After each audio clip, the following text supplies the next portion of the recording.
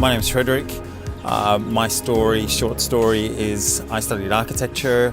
I came back to Australia after 7 years of traveling, did my Master of Design where I was taught a lot about the value of being sustainable, but I found in business that sustainability didn't have a lot of status. So instead of doing a PhD, I started a radio show back in 2009 to find out why people in the sustainable space weren't collaborating. So since that time, I have been researching money modeling and what's the best exchange model that would afford people to want to be sustainable without it being governing centric or ethical centric. So it just drives itself and it can let it go. And that's where I am at the moment. What made me decide to join GuruX with an X factor? I mean, how could anyone say no? I really like the work that you do, Fran, what your objective is behind it. And for you to think that I have some value is really wonderful.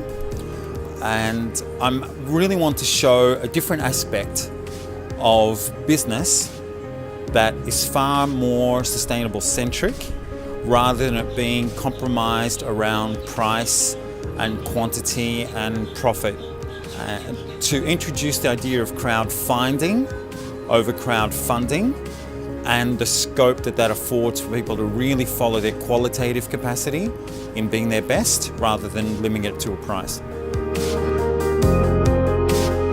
So people that come into an event will be able to think outside the box, look at business in a whole new framework other than the limited commodity-centric way that we're selling stuff. I mean, there are things that I'm hearing which are really scaring me, like that you can't define happiness, and we're asking more questions rather than looking at some fundamental answers. And there are some absolutes which are common with all of us, and I think these need to be addressed. Find that as a framework and then move from there.